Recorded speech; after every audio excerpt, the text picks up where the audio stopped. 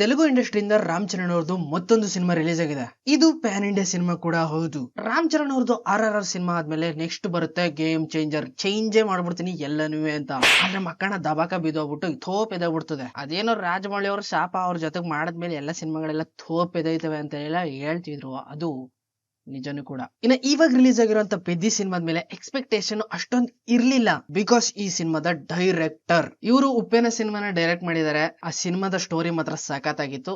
ಒಂದು ಲೆವೆಲ್ಗೆ ಈ ಸಿನಿಮಾದಲ್ಲೂ ಕೂಡ ಏನಾದ್ರು ಮಿರಾಕಲ್ ಇಟ್ಟಿರ್ಬೋದಾ ಅನ್ನೋ ಒಂದು ಎಕ್ಸ್ಪೆಕ್ಟೇಷನ್ ಸ್ವಲ್ಪ ಆಯ್ತು ಲೈಟ್ ಆಗಿ. ಜೊತೆಗೆ ರಂಗಸ್ಥಳಂ ಸಿನಿಮಾದಲ್ಲೂ ಕೂಡ ಅಸಿಸ್ಟೆಂಟ್ ಡೈರೆಕ್ಟರ್ ಆಗಿ ವರ್ಕ್ ಮಾಡವ್ರೆ. ಹಾಗಿದ್ರೆ ಈ ಸಿನಿಮಾದಲ್ಲಿ ಹೊಸದಾಗಿ ಏನಾದ್ರು ನೋಡೋದಕ್ಕೆ ಸಿಗ್ಬಹುದಾ ಅನ್ನೋ ಎಕ್ಸ್ಪೆಕ್ಟೇಷನ್ ಲಿಟ್ಲಿ ಬಿಟ್. ಆದ್ರೆ ಅಲ್ಲೋಗಿ ನೋಡಿದ್ಮೇಲೆ ಒಂದ್ ರೀತಿ ಆ ಸಿನಿಮಾ ಈ ಸಿನಿಮಾ ಆ ಸಿನಿಮಾ ಎಲ್ಲ ಕಡೆಯಿಂದನೂ ಒಂದೊಂದ್ ಚೂರ್ ಎತ್ಕೊಂಡು ಸ್ವಮೇಕ್ ಸಿನಿಮಾ ತರ ಮಾಡ್ಬಿಟ್ಟವ್ರೆ. ಬರೋಬ್ಬರಿ ಸಿನಿಮಾ ಇರೋದು 3 ಗಂಟೆ 10 ನಿಮಿಷ. ಮುಕ್ಕರಿಯದಂತೂ ಪಕ್ಕ. ಸಿನಿಮಾದಲ್ಲಿ ರಾಮ್ ಚರಣ್, ಶಿವಣ್ಣ, ಜಾನ್ವಿ ಕಪೂರ್, ಜಗಪತಿ ಬಾಬು ಇನ್ನು ಎಕ್ಸೆಟ್ರಾ ಎಲ್ಲರೂ ಆಕ್ಟ್ ಮಾಡಿದ್ದಾರೆ. As it is top notch acting level. But ಸಿನಿಮಾದ story narration all is regular size. ಇನ್ನು ಸ್ಟೋರಿ ಕಡೆ ಬರೋದಾದ್ರೆ ರಾಮ್ ಚರಣ್ ಒಬ್ಬ ಗುರ್ತೇ ಸಿಗ್ದಿರೋ ಅಂತ ಹಳ್ಳಿಲಿ ಹುಟ್ಟಿರ್ತಾನೆ. ಗುರ್ತೇ ಇಲ್ದಂಗೆ, ಗುರ್ತಿರ್ತದೆ ಅವನ್ಗೆ, ಅಷ್ಟೊಂದಿರಲ್ಲ. ಹಳ್ಳಿಲಿ ಫೇಮಸ್ ಕ್ರಿಕೆಟರ್, ಯಾರು ಹೊಡೆಯಕ್ಕಾಗ್ದಾರ ಬಾಲ್ಗಳನ್ನ ಸಿಕ್ಸ್ ಅಲ್ಲೇ ಹೊಡಿತಾ ಇರ್ತಾನೆ. ಆಕಾಶಕ್ಕೆಲ್ಲ ಹೋಗಿ ಬಾಣ ಟಚ್ ಮಾಡ್ಕೊಂಡ್ ಬರ್ತದೆ.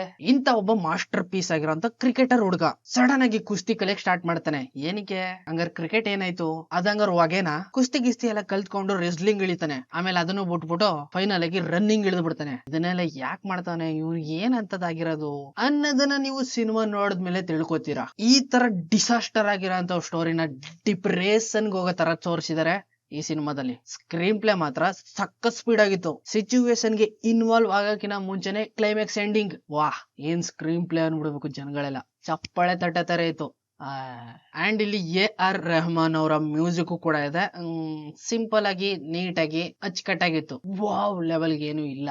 ಸಿನಿಮಾದಲ್ಲಿರೋ ಸಾಂಗ್ ಸ್ಟೆಪ್ಸ್ ಎಲ್ಲ ಒಂದ್ ಲೆವೆಲ್ಗೆ ಆವಾಗ ವೈರಲ್ ಆಗಿತ್ತೆ ಹೊರತು ಈಗ ಅಷ್ಟಕ್ಕಷ್ಟೇನೆ ಏನ್ ಬಿಡಪ್ಪ ಅವೆಲ್ಲ. ಶಿವಣ್ಣ ಅವ್ರು ಇಲ್ಲಿ ಕುಸ್ತಿ ಪಟ ಹಾಕುವಂತ ಗುರುಗಳ ತರ ಆಕ್ಟ್ ಮಾಡಿದ್ರೆ ಇವ್ರ ಆಕ್ಟಿಂಗ್ ಪರ್ಫಾರ್ಮೆನ್ಸ್ ಎಲ್ಲ ಏಕ್ದಮ್ ಟಾಪ್ ನಾಚ್ ಆಗಿತ್ತು. ಇನ್ನ ಮೇನ್ ಆಗಿ ಜಾನ್ವಿ ಕಪೂರ್ ಅವ್ರ ಬಗ್ಗೆ ದೊಡ್ಡದಾಗಿ ಒಂದು ಆಲ್ಬಮ್ ಬುಕ್ ಬರಿಬೇಕು ಅಂತ ಡಿಸೈಡ್ ಆಗಿದ್ದೀನಿ. ಇಲ್ಲೊಂದು ಹಳ್ಳಿ ಹುಡುಗಿ ಯಾವ ರೀತಿ ಇರ್ಬೇಕು, ಅವಳ ಕ್ಯಾರೆಕ್ಟರ್ ಯಾವ ತರ ಇರ್ತದೆ, ಅವಳ ಡ್ರೆಸ್ಸಿಂಗ್ ಸೆನ್ಸ್ ಯಾವ ರೀತಿ ಇರುತ್ತೆ ಅನ್ನೋದನ್ನ ಡೈರೆಕ್ಟರ್ ಮರ್ತೇ ಬಿಟ್ಬಿಟ್ಟವ್ರೆ. ಇಲ್ಲಿ ಅವ್ರ ಆಕ್ಟಿಂಗ್, ಅವ್ರ ಡ್ರೆಸ್ಸಿಂಗ್ ಸೆನ್ಸ್ ಎಲ್ಲ ನೋಡ್ಬಿಟ್ಟು ಜಗ್ಗೇಶ್ ಅಣ್ಣಂದು ಫುಲ್ ವಾಸ್ ಆಗಿರೋ ಡೈಲಾಗ್ ನೆನಪಾಗ್ಬಿಡ್ತು ನಂಗೆ. ಏನ್ ಗತಿ ಬಂದ್ಬಿಡ್ತಯ್ಯ, ಅದೇ ನಮ್ಮ ಹಳ್ಳಿ ಕಡೆ ಸೆರಗ್ ಜಾರದ್ರೆ ಹಿರಿಯೋರು ಎಕ್ಕಡ ತಗೊಂಡ್ ಒಳಗ್ ಬುದ್ಧಿ ಕಲಿಸ್ತಾರೆ.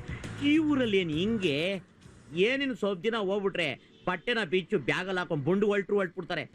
ಮಾಡ್ದವ್ರು ಪಾಪ ಆಡ್ದವ್ರು ಬೈಲ್ ನಮ್ಗೆ ಯಾಕೆ ಓವರ್ ಆಗಿ ಫುಲ್ ಆಗಿ ಎಕ್ಸ್ಪೋಸ್ ಮಾಡ್ಬಿಟ್ಟಿದ್ದಾರೆ. ಎಸ್ಪೆಷಲಿ ಜಾನ್ವಿ ಕಪೂರ್ ಅವರು ಬಾಲಿವುಡ್ ಇಂದ ಬಂದಿರೋದು. ಬಾಲಿವುಡ್ ಅಂದ ತಕ್ಷಣ ನಿಮ್ಗೆ ಗೊತ್ತಿರ್ಬೋದು ಎಲ್ಲ ಹೆಂಗಿರ್ತಾರೆ, ಯಾವ ರೀತಿ ಎಕ್ಸ್ಪೋಸ್ ಮಾಡ್ತಾರೆ ಅಂತ. ಇನ್ನು ಸೌತ್ ಕಡೆ ಬಂದಿರೋದು ಇದೇನ್ ಫಸ್ಟ್ ಟೈಮ್ ಅಲ್ಲ, ದೇವರ ಸಿನಿಮಾದಲ್ಲೂ ಕೂಡ ನೋಡ್ಬಿಟ್ಟಿದೀವಿ ಎಲ್ಲನೂ. ಮೋಸ್ಟ್ಲಿ ಜಾನ್ವಿ ಕಪೂರ್ ಅವರೇನೆ ಡಿಮ್ಯಾಂಡ್ ಮಾಡಿ ಈ ತರದ ಸೀನೇ ಇರ್ಬೇಕು, ನಂಗೆ ಈ ತರ ಎಕ್ಸ್ಪೋಸ್ ಆಗ್ಬೇಕು ಅಂತ ಡಿಮ್ಯಾಂಡ್ ಮಾಡಿರ್ಬೇಕು. ಅದಕ್ಕೋಸ್ಕರನೇ ಡೈರೆಕ್ಟರ್ ಫುಲ್ ಆಗಿ ಫೋಕಸ್ ಹಾಕಿ ಆ ತರ ಎಕ್ಸ್ಪೋಸ್ ಮಾಡಿದ್ದಾರೆ. ಎಸ್ಪೆಷಲಿ ಪರ್ಸನಲ್ ಆಗಿ ಹೇಳ್ಬೇಕು ಅಂದ್ರೆ ಜಾನ್ವಿ ಕಪೂರ್ಗೆ ಅಷ್ಟೊಂದು ನೋಡಕ್ ಚೆನ್ನಾಗೂ ಇಲ್ಲಪ್ಪ. ಅಂಡ್ ಮೈನ್ ಆಗಿ ಈ ಸಿನಿಮಾದಲ್ಲಿರುವಂತ ಮೈನ್ ಮ್ಯಾಗ್ನೆಟ್ ಜಗಪತಿ ಬಾಬು, ಇವ್ರ ಕ್ಯಾರೆಕ್ಟರ್ ಮಾತ್ರ ಇಲ್ಲಿ ಟರ್ನಿಂಗ್ ಪಾಯಿಂಟ್ ತಗೋತದೆ. ಇವರಿಂದನೇ ಈ ಸಿನಿಮಾದಲ್ಲಿ ಗ್ರಿಪ್ ಸಿಗೋದು. ಇವ್ರ ಆಕ್ಟಿಂಗ್ ಪರ್ಫಾರ್ಮೆನ್ಸ್ ಮಾತ್ರ ನೆಕ್ಸ್ಟ್ ಲೆವೆಲ್ ಅಲ್ಲೇ ಇತ್ತು. ಸಿನಿಮಾದ ಫಸ್ಟ್ ಹಾಫ್ ಮಾತ್ರ ಫುಲ್ ಸ್ವಮೇಕೆ.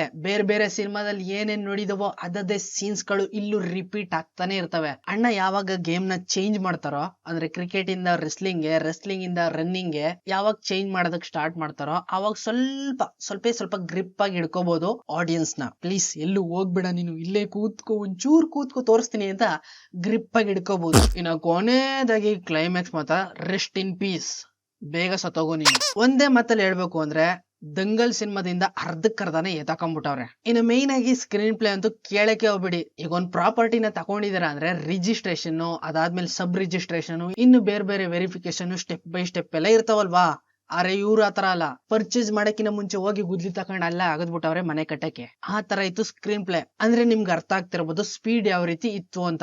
ಒಟ್ನಲ್ಲಿ ಹೇಳ್ಬೇಕು ಅಂದ್ರೆ ಈ ಸಿನಿಮಾ ಅಷ್ಟಕ್ಕಷ್ಟೇನೆ ಒಂದ್ ಟೈಮ್ ನೋಡ್ಬೋದೇನೋ. ಸಿಗ್ತೀನಿ ಮುಂದಿನ ವಿಡಿಯೋದಲ್ಲಿ. ಎಲ್ಲಿವರೆಗೂ ಕೀಪ್ ವಾಚಿಂಗ್. ಬಾಯ್.